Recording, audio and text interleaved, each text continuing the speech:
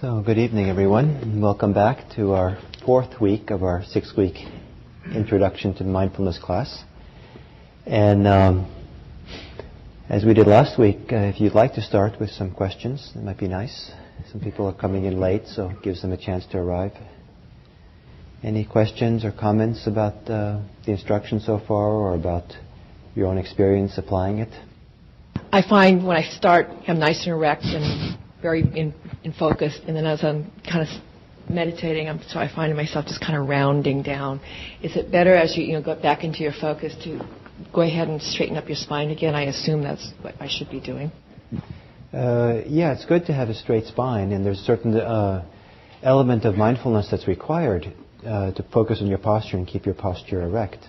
However, if you're straightening up every minute or two, then it's not so useful. Maybe twice or three times in the course of half an hour, maybe it's okay. If it's happening more than that, then maybe what you want to do is let yourself slump over, and then apply mindfulness to that. Okay. And notice what's going on. Do you tend to slump when the mind is getting dull or sleepy, or when you're getting lulled by calm, or are you getting complacent, or is your mind drifting a lot into thoughts? Kind of notice what's going on around the time that you are slumping. Okay. And you might get the information you need to find out how to sharpen up the effort, the attention. Thank you. Now it's possible to meditate quite successfully with completely slouched over posture. In Burma, maybe I said this earlier, but in Burma, men tend to meditate like this, and they get enlightened. So, and the women, they meditate like this. It's kind of like the old way of riding horses. Women had to be more womanly, in the side. So it's kind of like this. So women have one foot behind them like this when they meditate. But the effect of this is that it forces the body up. And so the women in Burma, they sit with great dignity. And one of the great sights of my life was in the monastery I was in. There were this huge women's meditation hall. And there were, because it's a hot climate, two sides of two whole walls were basically open. You can see right through. And in the morning, I'd go to my breakfast. I had to walk right by the women's meditation hall. And there were 500 women in there meditating, all in rows. And 500 women all sitting up with tremendous strength and dignity. I was so inspired by it. I was never inspired by the men.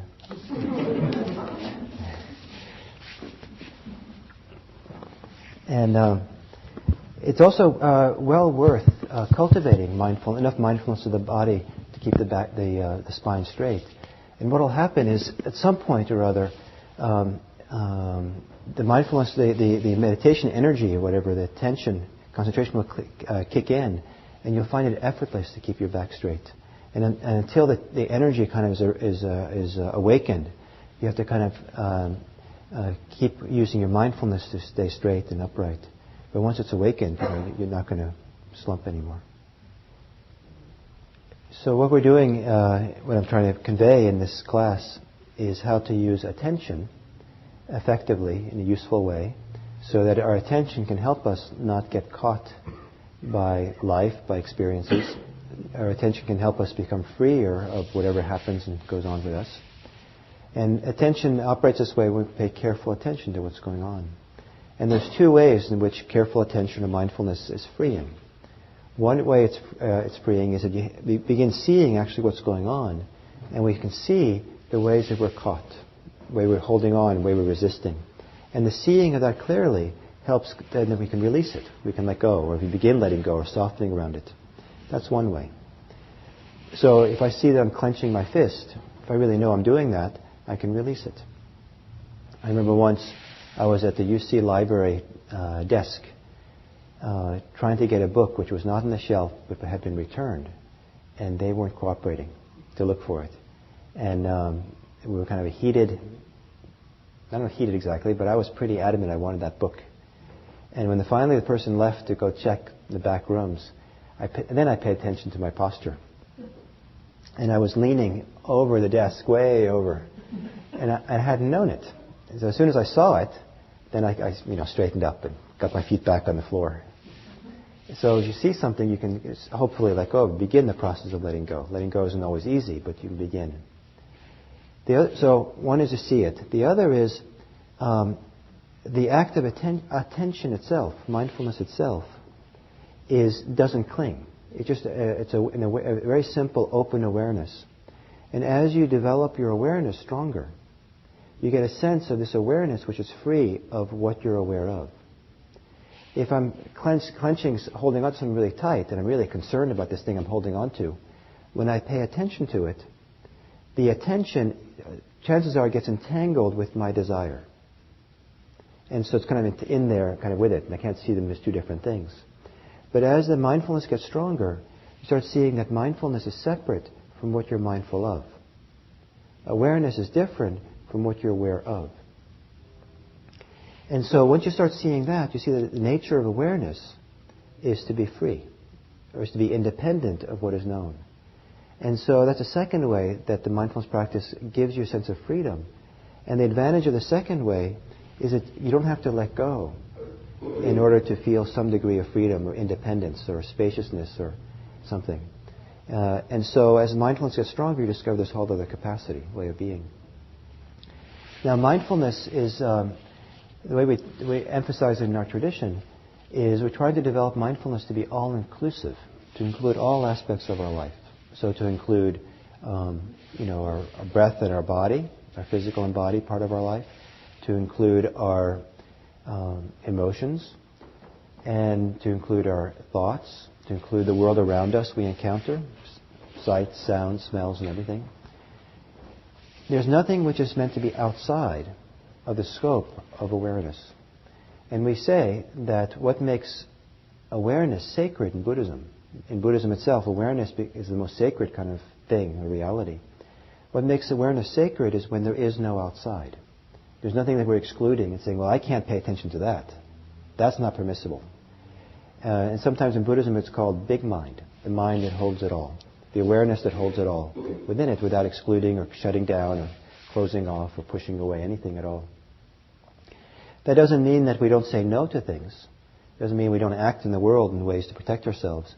But we don't allow the awareness or the open heart to close down, even if we might say no to something. So when there was in the 60s, there was an American who was practicing this practice, mindfulness, in India. And someone attacked her in the streets of India. Some guy, and she managed to break free and run away. And she went to her meditation teacher and said, "What should I have done?"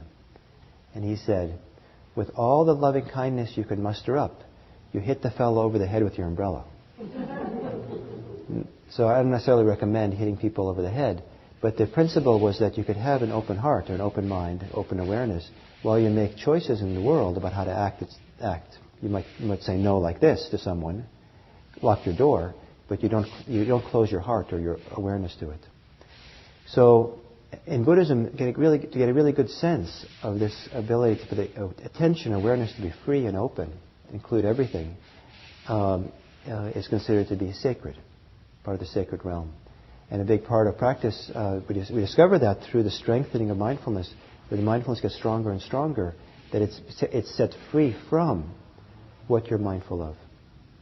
And so probably what you'll find, what you have found, is that if you have strong sensations in your body, pain in your body, we react to that. We're against it. We clench around it. We try to push away. We have all these feelings of self-pity or anger or despair. All kinds of things go on. And all those strong reactions become kind of connected or entangled with our sense of paying attention to it, being aware of it. But as mindfulness gets stronger, the mindfulness itself begins to stand separate from or independent from all that. The analogy that's used in Buddhism is that of a lotus flower, that a lotus flower grows up out of the muddy water, but as it blooms is untouched by the mud. So you have this beautiful white lotus that is sparkling clean. It's rooted in the mud, but it's not touched by the mud. It has this purity. So as the mindfulness, as the awareness gets stronger and stronger, it has this feeling of being lifted out or becoming free from the mud, the places of attachment and clinging and all that. So in the spirit of being all-inclusive, a very important part of mindfulness is the world of our thinking. And there are certainly meditators who have aversive relationships to their thoughts. There are schools of meditation where thoughts are considered distractions and you have to somehow shut them down and quiet them down, not have any thoughts. In the popular mind, sometimes meditation is understood to, the aim of meditation sometimes is seen to be having a silent mind with no thoughts at all. In this meditation we're doing here, the aim around thoughts is to be aware of them, to include them in the awareness, and in that inclusion, with time, learn to be free of them. Partly because sometimes they dissipate and the mind does become silent, but also because the mindfulness has gotten so strong that we're not velcroed to them, we're not stuck to them, we're not caught in them. So a very important part of this practice is including thoughts, thinking, as part of the meditation practice. But we need to do it in a wise way, with some understanding of how to do that.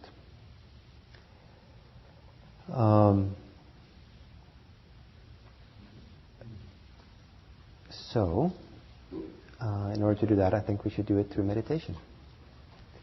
So why don't you take a meditative posture.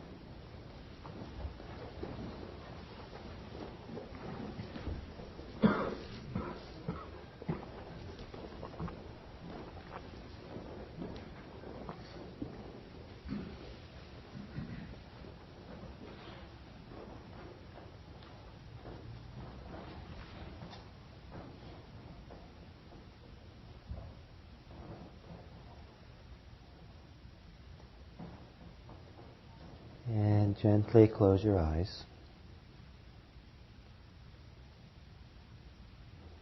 And give some attention to your spine. And then maybe sit up a little bit straighter, more alertly than you normally would. And that more alert spine perhaps will allow you kind of a core or an inner strength or around which you can relax.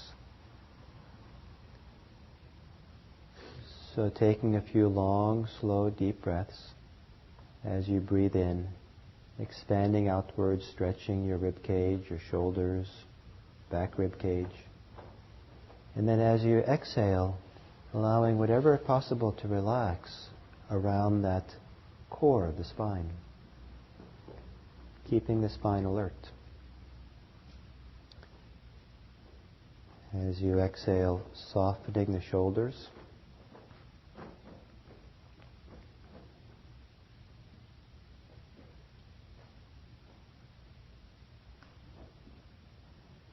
As you exhale, allowing the belly to be soft as well.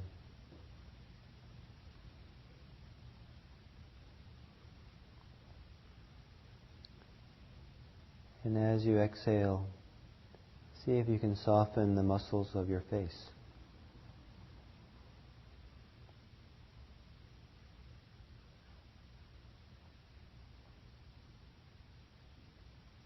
And then letting your breath return to normal.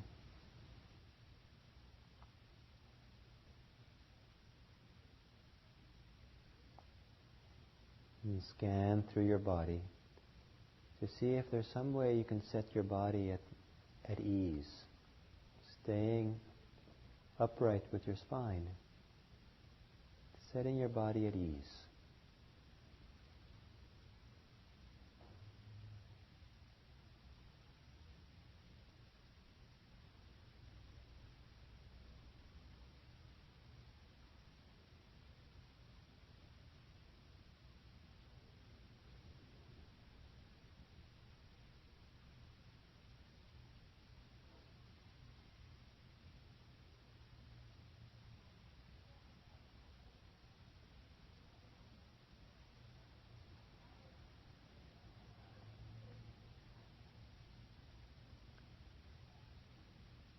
And then entering into the world of your breathing, into the way your body experiences breathing.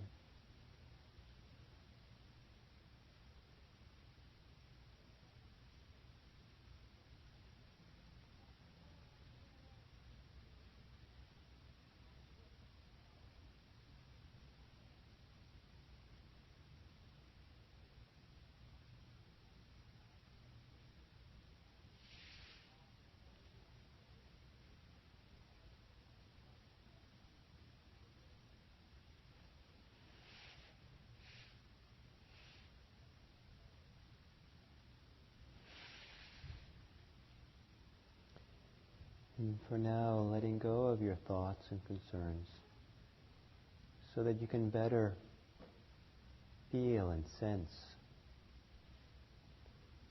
the experience of breathing. Noticing how inhalation feels different than exhalation.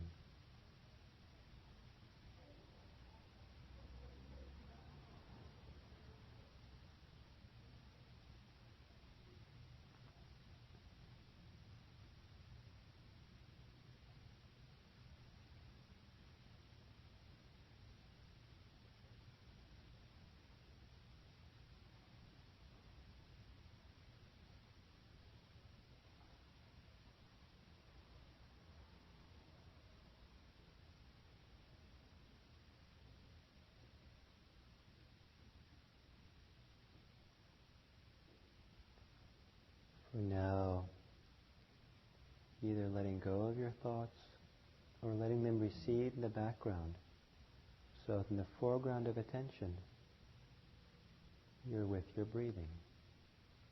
Breathing in, breathing out.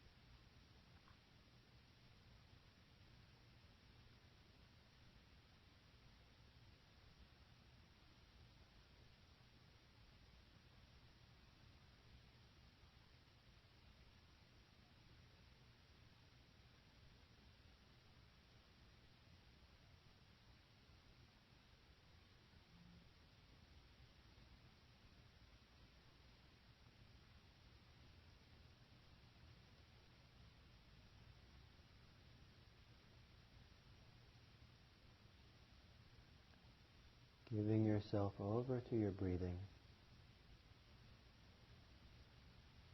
so that the breathing has a chance to settle you and calm you. So breathing can help center you as you center yourself around breathing.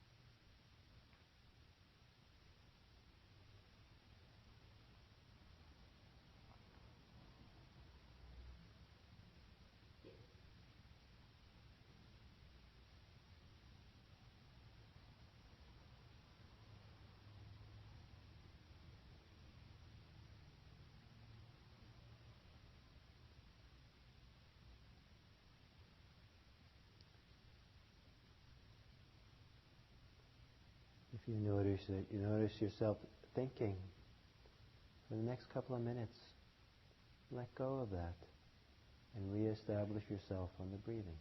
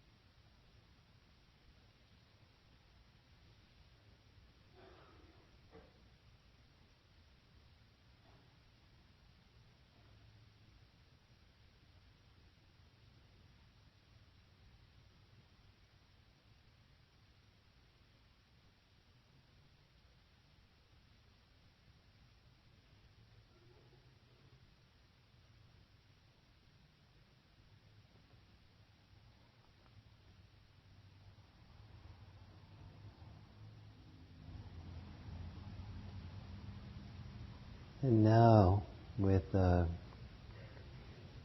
certain degree of calm and deliberateness, let go of your breathing. Let go of paying attention to breathing. And now, simply notice when you're thinking. You're welcome to think. No need to stop thinking now. But then, as you're thinking, be clearly aware that thinking is happening.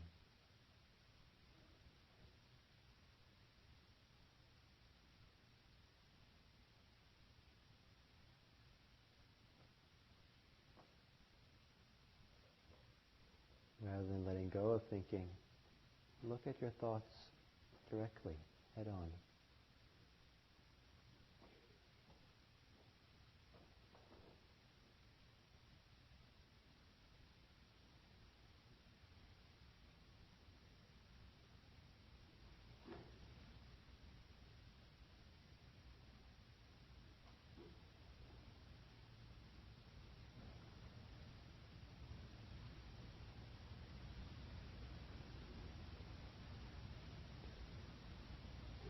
If your thoughts fade away as you watch them, just wait until they come back, or go back to your breathing until such a time that thinking begins again.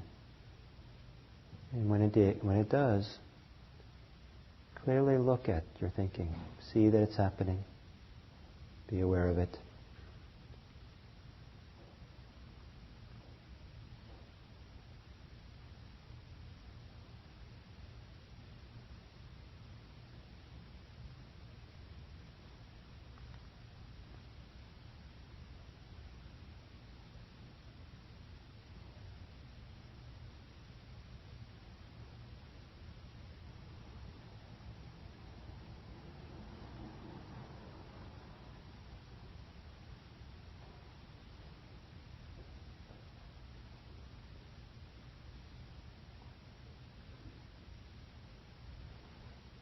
Very, very softly whisper in the mind as you're aware of thinking occurring. Label it or name it. Thinking. Thinking. Very softly.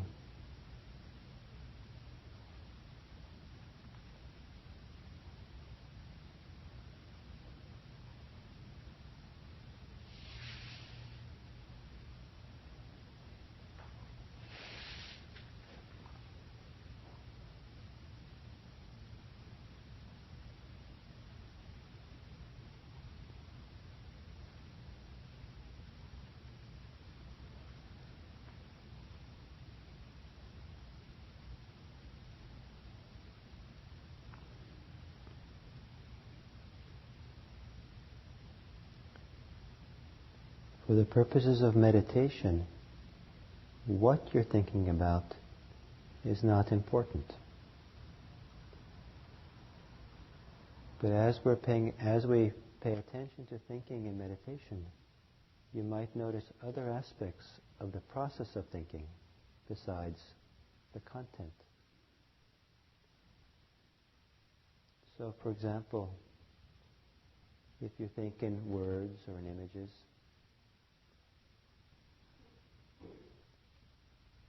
what's the quality of the inner voice? What's the quality of the pictures that you see? The inner voice that thinks, is it soft and gentle? Is it harsh and adamant?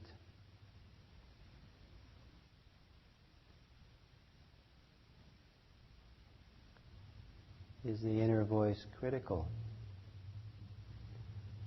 Or very accepting, easygoing?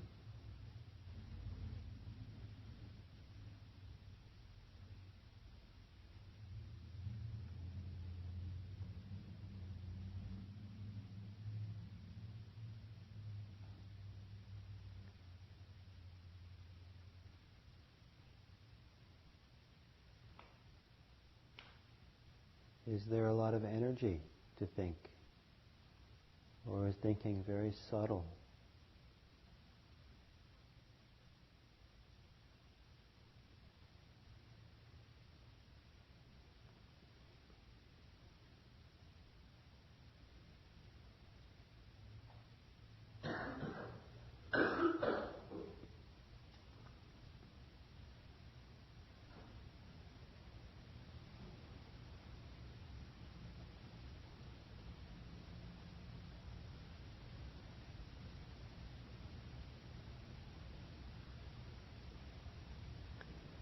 Are there any emotions connected to what you're thinking about? The process of thinking, is it connected or comes out of any emotion?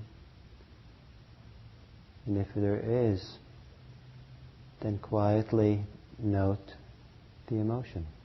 Be aware of that, include that in awareness.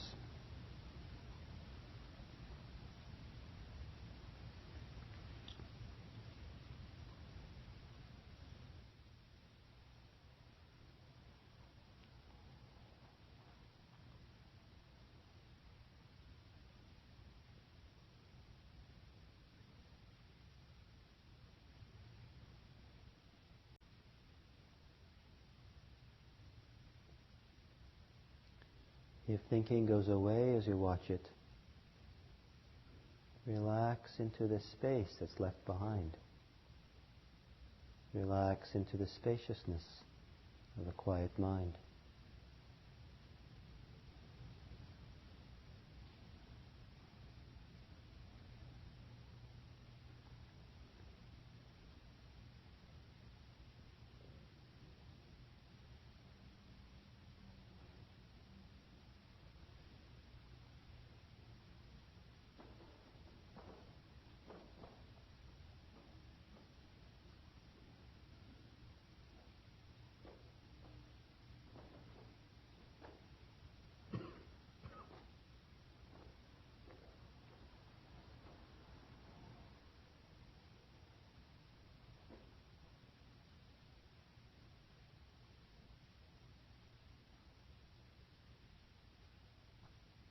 And then as you notice your thinking, notice if there's any physical side to thinking. Is there any pressure or tension connected to thinking? Somewhere in the body? Tightness?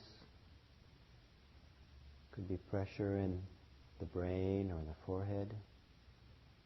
Tension around the eyes or the jaws. Holding in the shoulders, the chest.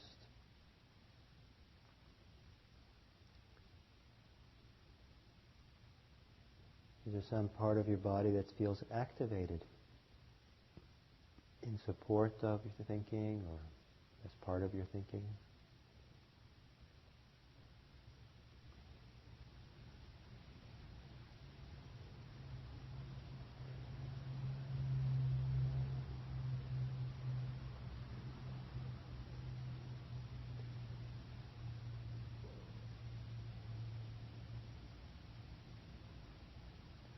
And then is it possible for you to relax, soften any tension or pressure connected to thinking?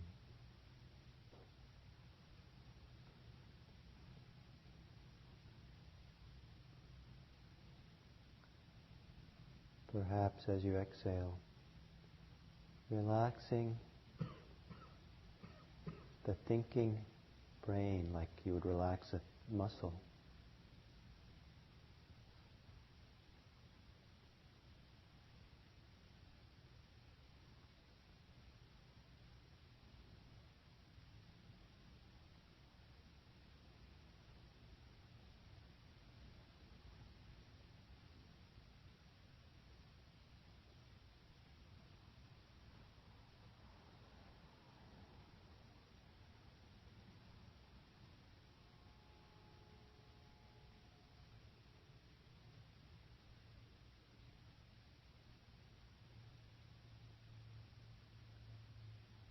And then now can you let go of your thinking enough to recenter yourself on your breathing.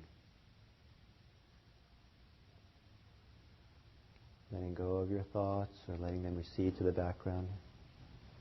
And enter into the world of your breathing again.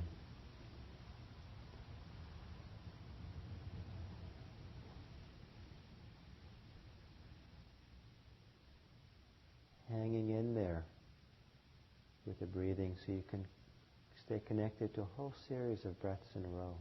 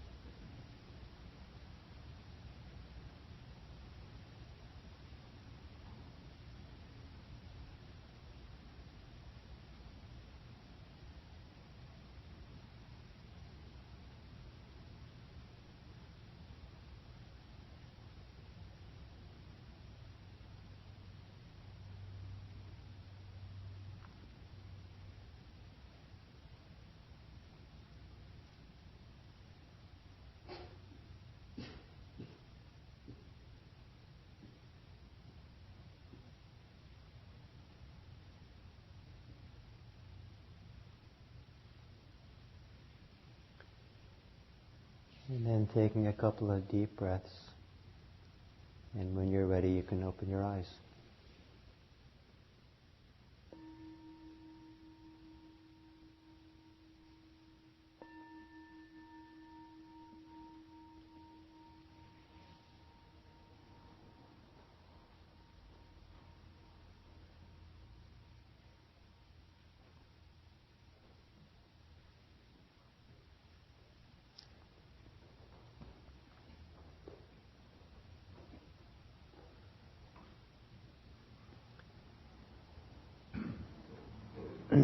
So, imagine yourself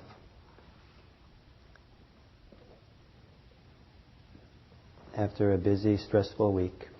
You're so glad the weekend has occurred and you're going for a nice hike and you're so glad to be out. And nice hike. And you come to a edge of a river, or it's a nice oak tree. You sit there next to the oak tree and have your picnic, looking at the river. You perhaps take a little nap. It's beautiful weather. Nothing you need, nothing you want. You're so glad to be away from all that busyness of your life, all that picking and running after things and doing things. It's just so good just to be there and just be content and alive and present. It's wonderful, laying there in the riverbank, in the shade of the tree, watching the river go by. And then one of those showboats goes by, flashing lights and casinos and dance shows, dancers and everything. And pretty exciting. And next thing you know, you're on the boat. Not only that, but you've been on it for the last 24 hours. You didn't even know it. What happened to the riverbank? So you somehow managed to get ashore and make your way back up to the tree. And you're so happy to be back there. And you're watching the river and content. And the next thing you know, you're on a warship that goes by. And you've spent a couple of days fighting wars. Until you realize, wait a minute, how did I get onto here? And then you get back on shore, find your place under the tree again, and then this really poor, destitute kind of raft goes by. And next thing you know, you're struggling for survival in this desperate little raft. And then, how do I get on here? So you get on shore again and go back to your oak tree. And all these boats go by. And after a while, you think, there must be a different thing to do besides always getting on every boat that goes by. Why don't I just watch it? So you say, I'm going to stay here in the riverbank. I'm not going to leave. Next boat comes by. I'm just going to watch it go by. I'm going to see it, the shape of it, the color of it, what's going on. I'm not going to leave my place. I'm not going to leave my seat.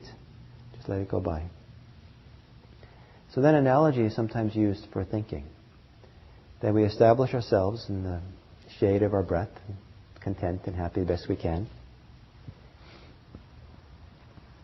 And then, sooner or later, some thought floats by, or comes along, and we don't even see it coming.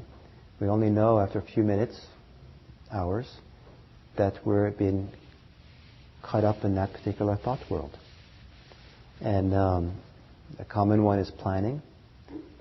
So the word tomorrow bubbles up in your mind, and next thing you know, you're planning tomorrow. All the things you're going to do and say and eat and cook and everything. Spending a few hours planning.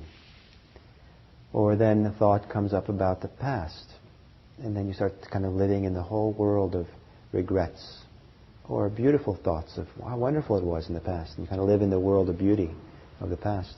But still, you've gotten on the boat. And so much of life is lived on these boats of thinking. And some of them are beautiful and quite appropriate and healthy to be involved in. And some of them are quite painful, cause a lot of suffering to ourselves and to others. But even when they're healthy and good thoughts, they can also kind of carry us down the river, and we lose that spot on the riverbank where we're on solid ground and stable, centered, and we can kind of be independent or free from all the things that are going on.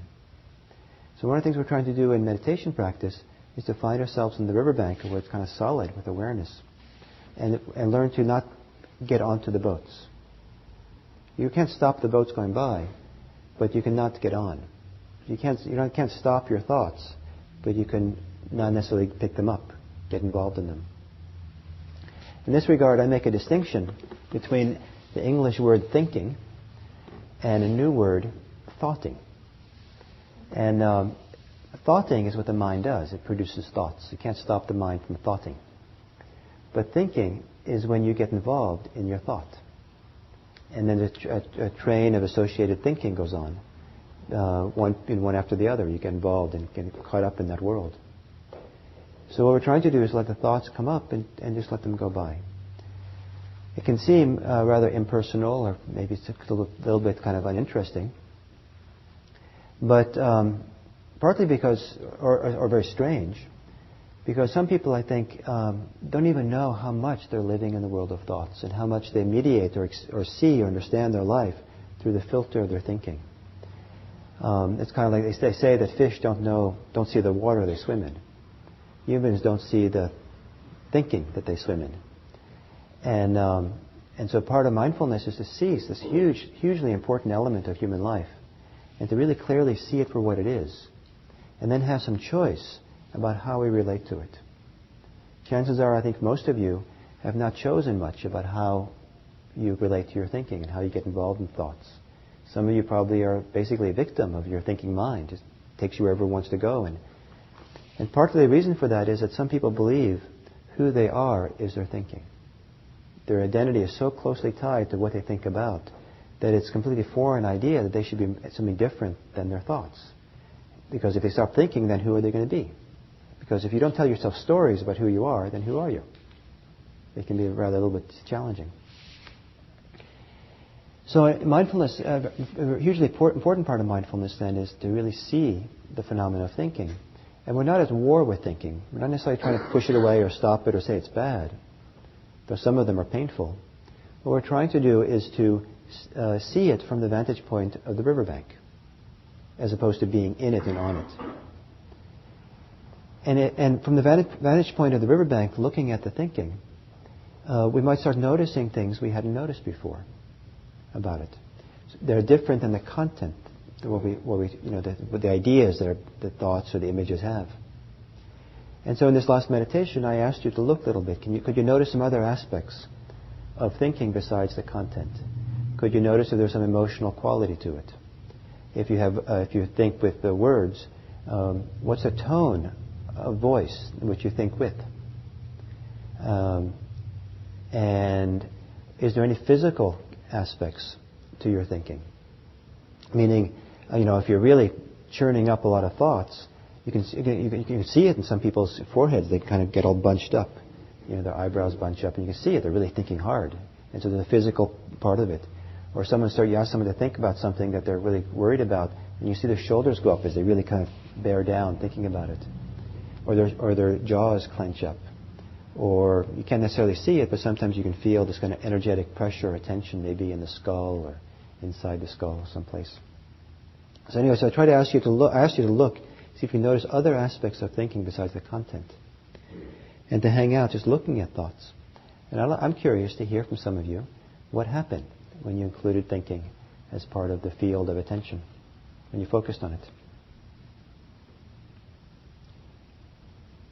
Because if you can give me some examples of some of the things that happen, then I can respond, build on that. So I noticed that I wasn't actually thinking, but caught in emotions. And so you weren't what? I was caught in emotions. So when you said think about something, I thought I was thinking, but then realized that I was actually sort of caught in some emotional story. So rather than thinking, you were emoting? Yes. So things were going on in my mind, but it wasn't even thoughting. It was sort of feeling something. Just feeling. Great. And what was happening with thinking while you were emoting? Some part of me thought I was thinking, and then some part said, no, you're not actually thinking. You're actually just going through some emotional story. Great. Good. Okay. So you couldn't really see any thoughts when you kind of focused on it. Okay. Great.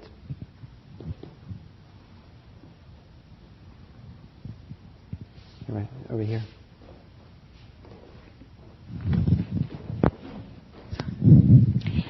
As usual, I just start, like you said, I get on the tomorrow boat and start planning my day. And I'm very kind to myself about it.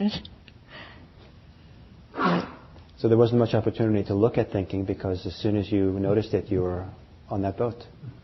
It's quite easy, yeah. Yeah, is that right? Yes. You pulled in really easily. Okay. So. I wish I didn't do that, but most of my thoughts are involved around planning. Planning, yes. So we'll talk more about that in a few minutes. But every time you come back from thinking, you let go of it and come back on the riverbank. Every time you stop, let go, or step back and look and just aware I'm thinking. It can be as simple as saying to yourself, thinking. As soon as you label it as thinking, you're not as enmeshed with it as when you're not saying it. Those movements are very powerful.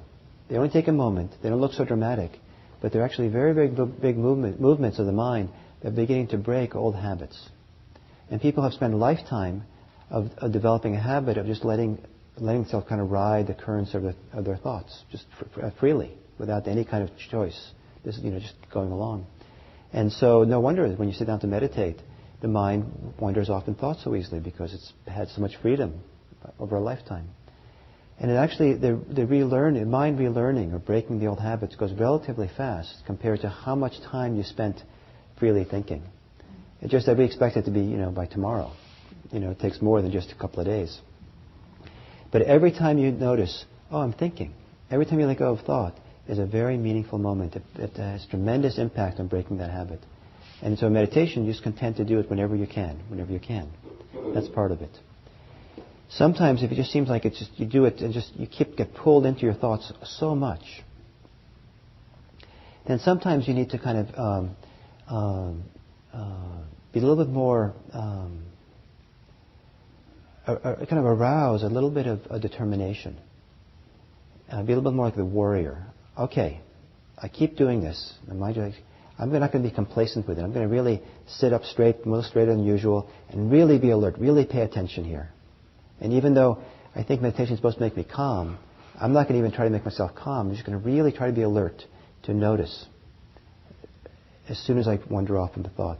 So you start getting a handle of what's going on. And once you start getting a handle on it, then you can start relaxing after, once you get a handle on it. But you might have to temporarily kind of practice with much more determination. So I'll say more about relevant to you as we go along, but I'd like to hear from one or two more people. Down there.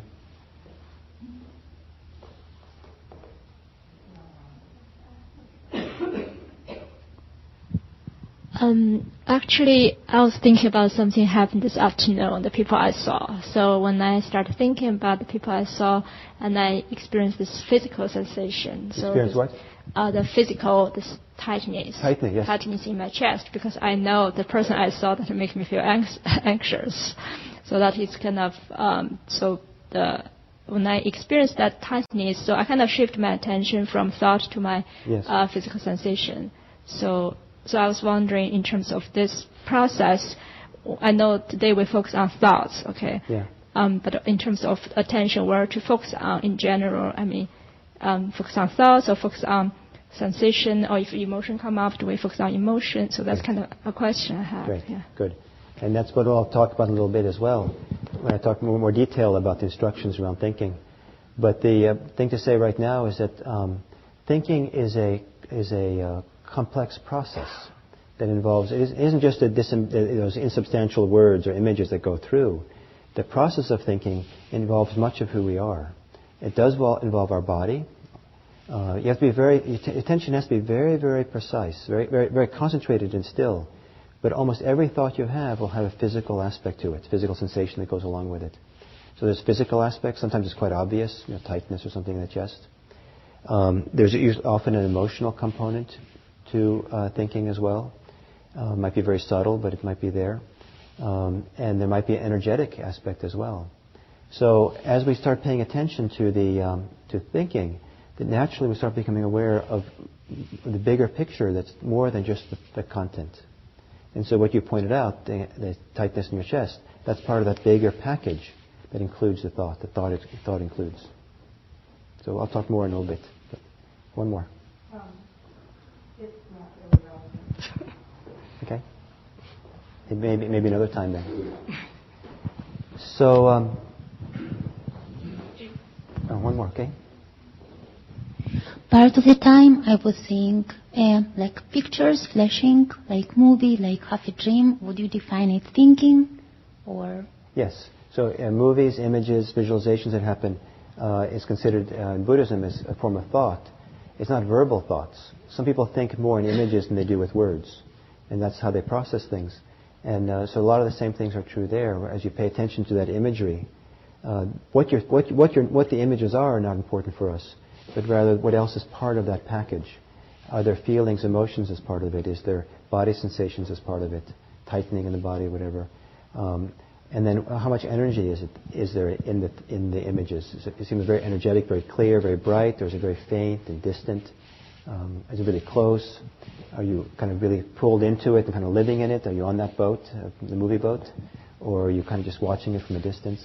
There's so much to notice besides the pictures that are going on. But some people think in images, and so you could just call it thinking, or you can call it seeing, as you wish. So, thinking is a hugely important part of human life. But in meditation practice, one of the things we're trying to do is to not be pulled along in these boats. And one of the many reasons for that is that chances are pretty high that the stress we feel in our life, the suffering we feel in our life, anxiety and many things that we're trying to deal with through meditation are perpetuated or strengthened or triggered by thinking, what we're thinking about or seeing and all that in our mind. And so as we start getting a handle on how to be mindful of thinking, it has a big impact on this the rest of our life, other aspects of our life. It's not always easy. Some people have a very hard time noticing anything to do with thinking. Their thinking is very shy. As soon as they bring their attention to focus on it, it just kind of evaporates. And so, some people have very little awareness of what they're thinking about. Some people, it's very clear. They live in their world of thoughts in a very clear way. That's an important part of their life. So, just different ways of being. One is not better or worse or right or wrong, just how it is for us. So when thinking arises in meditation, and it's relatively easy to let go of it, then you're encouraged, just let go of it and come back to your breathing. Sooner or later, it's not going to be so easy to let go of your thinking. And that it takes two forms. One is you simply can't let go of it. The mind's charging ahead, thinking that doesn't want to stop at all. You can't just let go of it. And the other is you might be able to let go of it momentarily, but as soon as you let go of it for a moment, it comes back right away. It comes back, repeatedly comes back. So when either one of those two things happen, then you want to quite contently let go of your breathing, paying attention to your breathing, and then focus on this phenomena of thinking. Just look at, like you're looking at right in the eye. Thinking, I see you. And if you're here and the thinking is there, then you're free of it to some degree. If you are the thinking, if you think that you are the thought, then you're not outside of it. You're not on the riverbank. So you kind of look at straight on thinking. And saying the word thinking in your mind very softly, gently, can help you kind of look it in the eye and say, I see you. I know that this is what's going on now. So it's a very clear cognizance of the fact that thinking is going on. And sometimes that's enough for thinking just to evaporate. And part of the reason for that is that in order for thoughts to turn into thinking and persistent thinking, there has to be fuel for them. You have to put energy into them. And if you clearly see it for what it is, thinking, and you have enough attention that's free of the thinking, but you see it, thinking, in a way, you're not fueling it anymore. You're not involved in it anymore. And if you're not involved, it dissipates usually, if it's relatively mild. Sometimes thinking is quite powerful.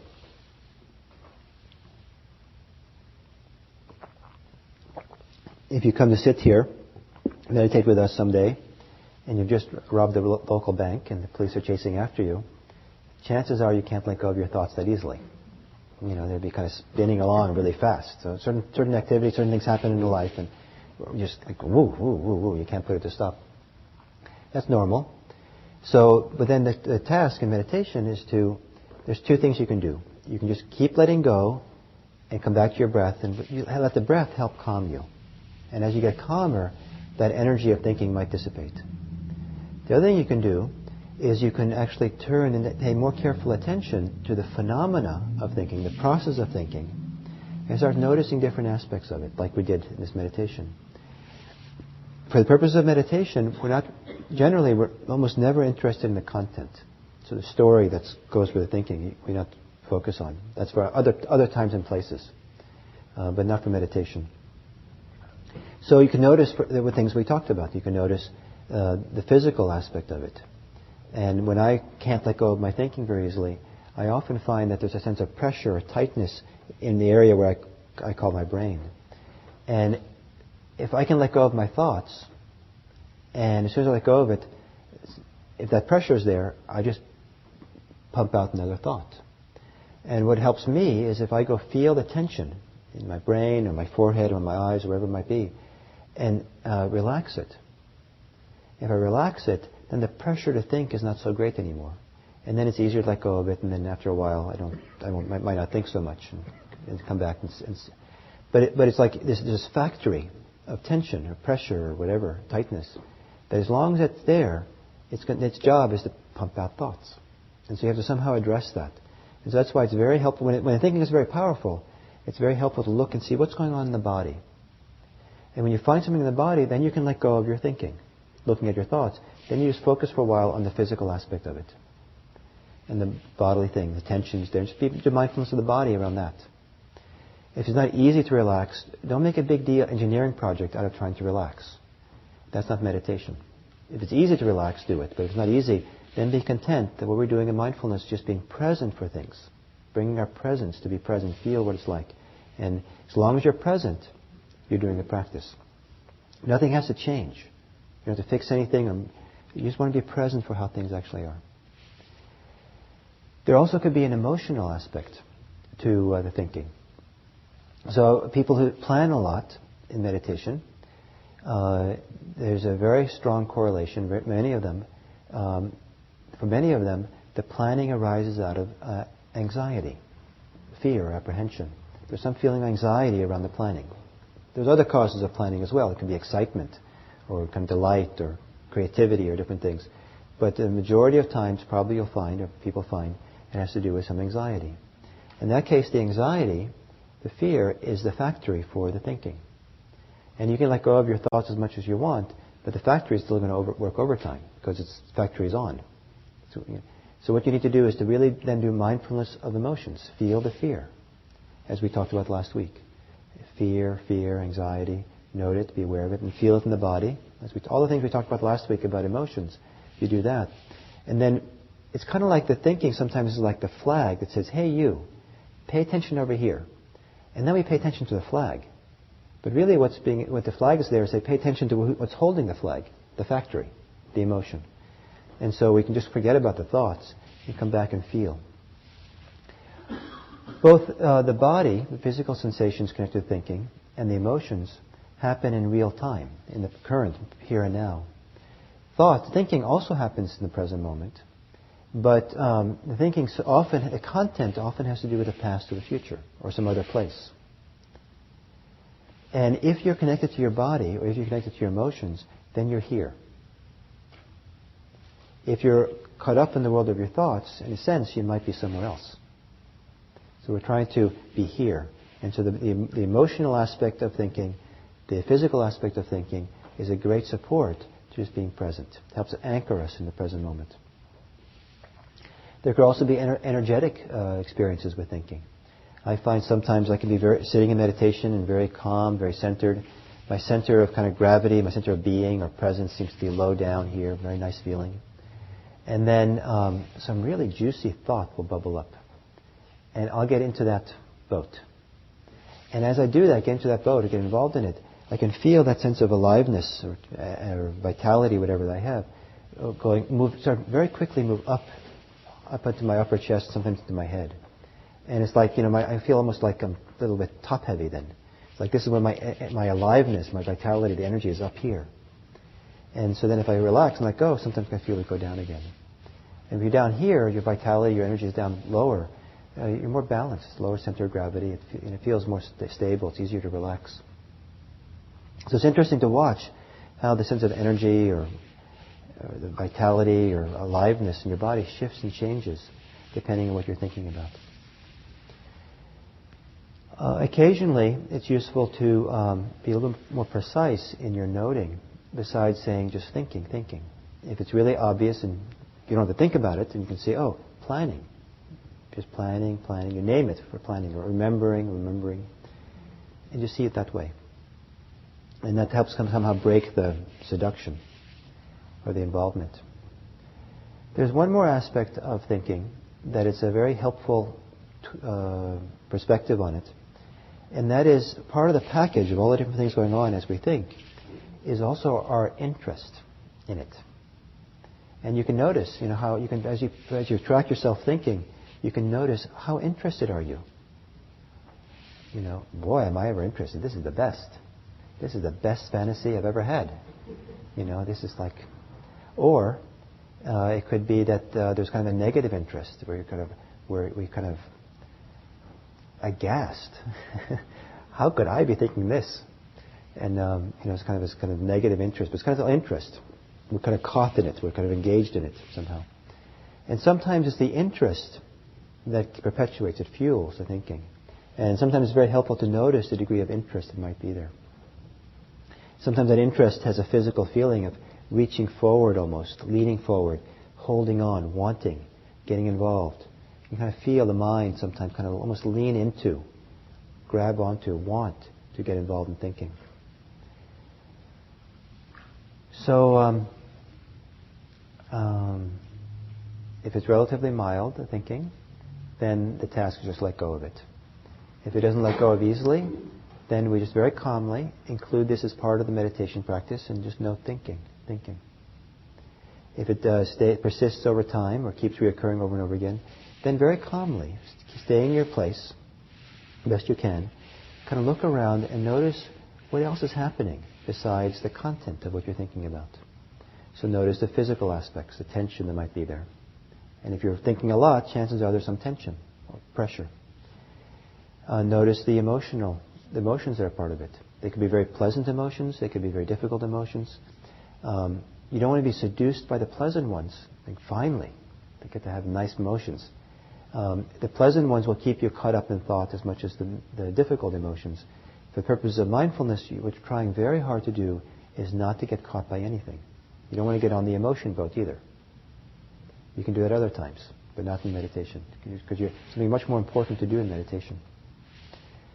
And then you could also notice the energy qualities connected to it, the intensity of it, the tone, the inner voice. Any of you surprised by the tone of your inner voice when you pay attention? At least one of you? Only one? More than one? 2, 3, 4? Occasionally there are people who are surprised and they realize not only they're surprised by the tone, but they're also surprised by whose voice it is. They realize not their own. Sometimes it's a parent's voice, or sometimes it's some teacher, usually a difficult teacher that somehow they've internalized. You internalize sometimes these voices, and we realize how much we're entangled also with other people in our inner mind. So sometimes seeing all this can help us become free of it. And that's the task of meditation, is to become free of all this. And as you become freer, you'll be more relaxed, more at ease. And you'll drop into deeper meditations as a consequence. So any questions about that? Comments or questions, concerns?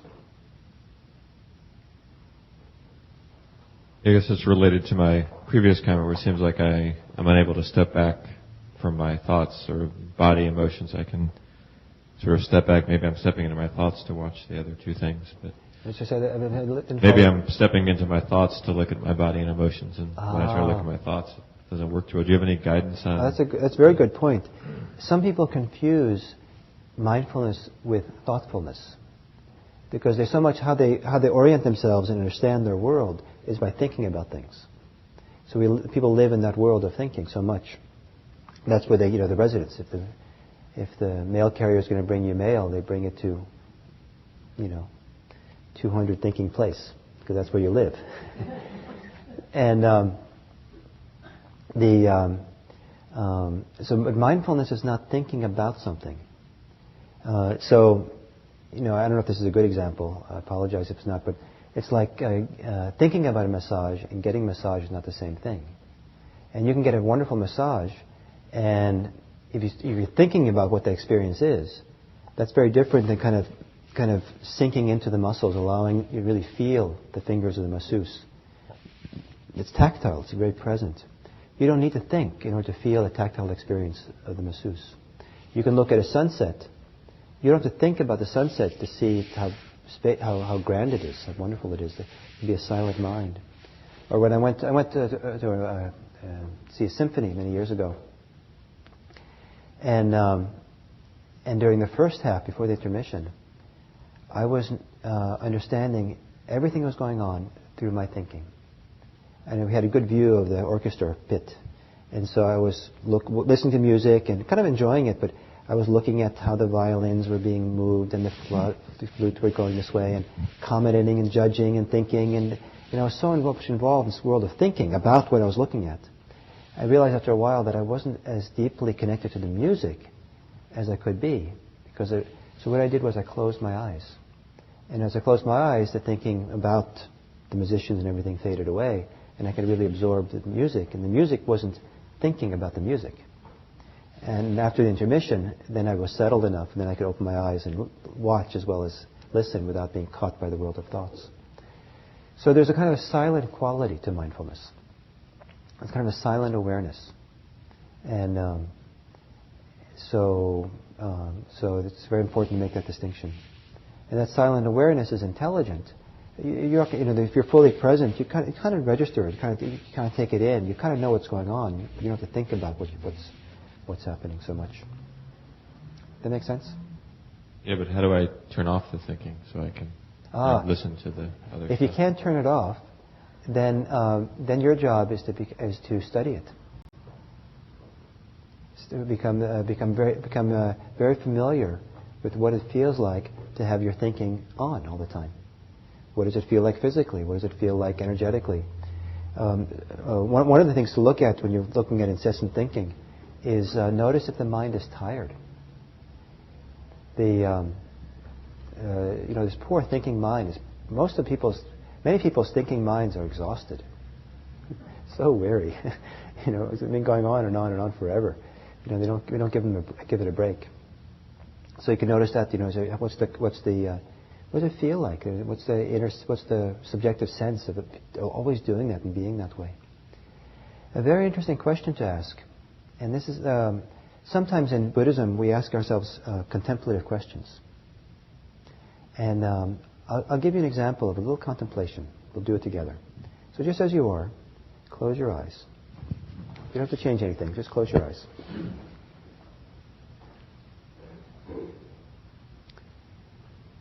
And for a moment, just see if you can connect to your belly or deep in your torso.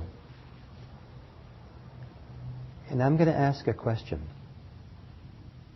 And don't think about the question, but see if some response bubbles up from inside.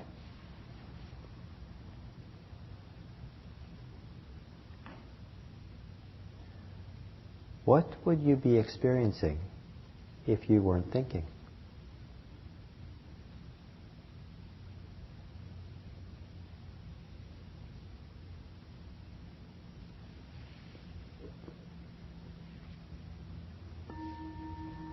Okay. So, what came up for you? Yes, I heard the water flowing and heard some cars go by. And was that nice? The water was, the cars not so nice, but yeah. And so that's nice. Now what happens is occasionally when you ask that kind of question for people, sometimes the thinking is really a protection from feeling. And because if you think about stuff enough, you kind of, or make stories or fantasy. Some people go to fantasy so they don't have to be present for life, because life is, difficult. You have to have feelings and emotions. And if we've had difficult trauma in our lives, those emotions are kind of deeply embedded in us. So sometimes when you ask that kind of question, what we can find out is that how much the incessant thinking is a protection. And that can open up an interesting window into what's going on. I'm not saying that's your case, but that's one of the things to notice.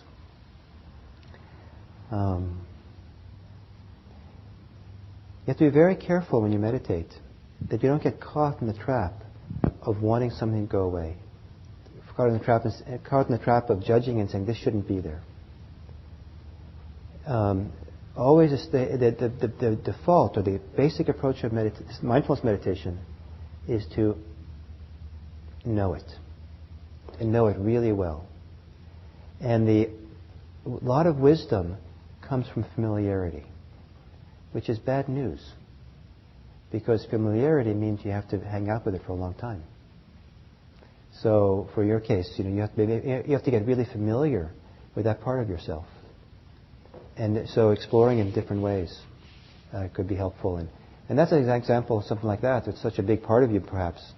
It's also good to go talk with friends. Go for a walk with a friend and say, I have this interesting thing, this thinking mind that's incessant.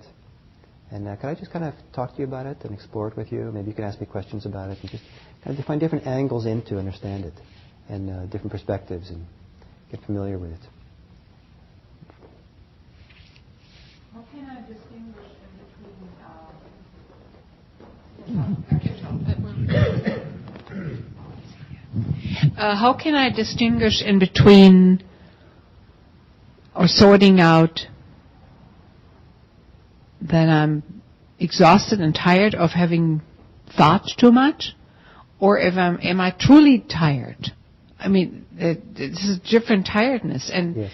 I find I'm just battling a lot, like checking out and not being here and not being in the body, and the next thing is boom, I'm going to sleep every time. And this last exercise, which was very short, very, very short, I was able not to think and only staying with the movement of my belly the entire time. Mm. Now, is that good? Yes. That's great. That's great. But the falling asleep is so immense. Yeah. And then when I think about that, then I think that 2 out of 3 Americans I understand have problems falling asleep because they're thinking too much. Now, I have the opposite. I'm falling asleep too fast. Mm-hmm. I don't know what the number is, proportions are, but a high percentage of Americans are also sleep deprived. Mm-hmm. And, so I like to say that some people need to meditate more than they need to sleep more than they need to meditate. Well, I sleep 7 hours, so I think it's plenty. So I shouldn't be tired, and yet I'm checking out in the meditation and go. I think like this and Could the whole thing. I can't it's remember. It's hard to know. People have different sleep needs. Some people need 9 hours of sleep, and that's normal for some people. So what you might try doing is giving yourself more sleep for a week. Give yourself 9 hours or 10 hours, and then give as much as your body could use, and then try to meditate. Yeah. And then see if you keep falling asleep. If you keep falling asleep and you know you've had all the sleep you need, take a nap during the middle of the day before you meditate. Just get all the sleep you can get. And if you keep falling asleep, then there could be some other things going on. And there's a variety of things that could be going on. One is there could be, I'm not saying any of this is yours, but things to explore. One is that it could be that you're excessively complacent. You've kind of given up, or there's no real sense of inner life or vitality or interest in life. And once you kind of let go of the incessant kind of doing and thinking, there's no deeper kind of motivation or aliveness there that to fall back on, and so you fall asleep. Another is that falling asleep a lot is a very powerful protection that some people use, so they don't have to be present for themselves, because being present means they have to feel their emotions, and some people's emotions are quite difficult. There could be deep, all kinds of difficult anger or fear or a lot of things, sadness, grief. I think that's more the case, the checking out, like avoiding. And so, would that be the same like avoiding? It can be avoiding, yes. Mm-hmm. And that's where that question, if you weren't falling asleep, what would you be experiencing? If you ask that question in the right way, then some people kind of something dawns on them. Oh, then I'd be really sad. And then the instructions would be, okay, now start paying attention to sadness. You've connected to something really important.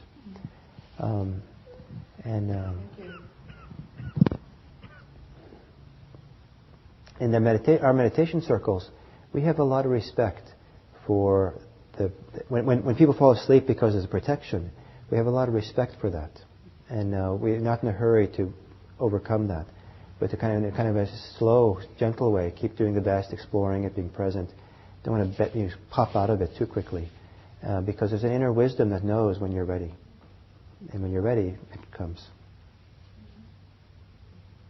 In your booklet, you mentioned that it works even when it doesn't work, and then when you were asking to go and to think about your thoughts, as they arise, to look for your thoughts. So I was thinking about looking for my thoughts, unaware that I was thinking about looking for my thoughts, which was finding my thoughts and catching myself in it. So it was actually completing the instruction. The point is that I've noticed in my life, even though I meditate, and I don't think I meditate, I don't believe it. I've probably never meditated. I mean, you do go through you go through the form? I go through the form and sit, and and follow the instructions.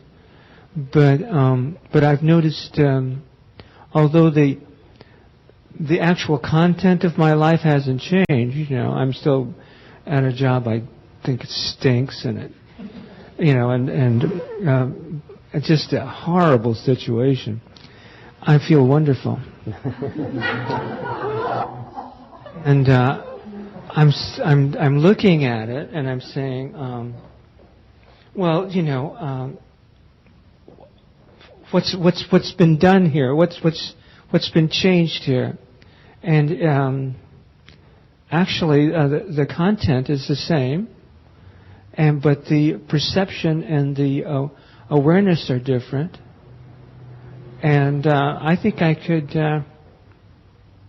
actually continue to the point of my demise quite content. And even though I've never been able to meditate. Well, careful, meditation might spoil it then. we don't want to spoil what's going on. Okay. So there we go. So we say sometimes in our circles, meditation circles, that the point of mindfulness is not to have a different kind of experience. It's to see our experience in a new way. So that's what you've learned to do. You've learned a new perspective, even though it stinks. Beautiful. Yeah, it's related to sleep. When I'm trying to clear my mind, sometimes I seem to get to a stage which is similar to what I seem to feel when I'm falling asleep. I don't actually fall asleep when I'm doing this, but it seems to be somewhat similar. So am I just getting too lethargic? Should I up my energy level, or what should I be doing in a case like that? Yeah, if it's quite common, if I understand you, is that it's quite common that as people get calmer in meditation, the calm becomes soporific. There's a dropping of energy. And then sometimes when we get calm enough, the mind actually begins to drift off into dreamlike states, much like sleeping. And when sleepiness or dullness or starts happening, or dreamlike states start happening like that, because you're too calm, then it isn't that you're too calm by itself, but the calm needs to be balanced with energy. And so if there's too much calm without enough energy to balance it, people will fall asleep or go dreamlike. So the thing is to bring more energy in to balance it out. And sometimes it's as easy as sitting up straighter. Sometimes people like to open their eyes, but sometimes it's applying a little more, awakening a little more mental energy, mental effort. I usually open my eyes then, because that seems to sort of bring me back quicker. But is that okay? Or? It's great. Yeah. Yes. Okay. Yeah. So there's one more thing. I hope this is a lot. This thinking. A couple more things to say here. One is that if this seems too complicated, it's really enough for a long time just to stay with the breath. Just let go of thoughts the best you can. Stay with the breath. You don't have to kind of do all this stuff, exploration of thoughts, and if it seems too complicated, it's something to kind of have in the back of your mind in its own time and place. You'll hopefully remember that instruction, and it'll become relevant. You don't have to kind of be racing around trying to understand everything. Just stay at ease and relax. Keep coming back to your breath. Use your breath, and then when it's really compelling, your physical sensations really compelling, your emotions really compelling, your world of thinking, then maybe you begin exploring it in this mindful way. But if you're exploring thinking, there's one more interesting phenomenon around thinking. And I'll say it this way. If someone walked next to me, talking to me as much as I talk to myself, I'd worry about them. And I would beg them to stop. I would pay them to stop. I'd probably call the authorities because I was worried about them. And not only because they talk so much, because it's so repetitive. I can't believe how much the person's saying the same thing over again and over again and over again. And what's going on? And but what's most amazing, I think, is that we could say the same thing to ourselves 500 times, And it can be as interesting the 500th time as the first time. I think we're the ones who should report to the authorities. We stay interested. A healthy person would lose interest. And so what is that interest like? What's that about? And I think that a high percentage of the time, the thinking, what keeps the thinking us interested, all that, it's because a lot of those thoughts are self-referential. They have to do with our favorite subject, which is me, myself, and mine. And so investigation of thoughts is also to look a little bit. This is a little bit looking at the content now, but to see to what degree, a very simple thing, to what degree is the content all about me? And just notice that. You don't have to judge it or say that's bad or wrong, but just to see that very clearly.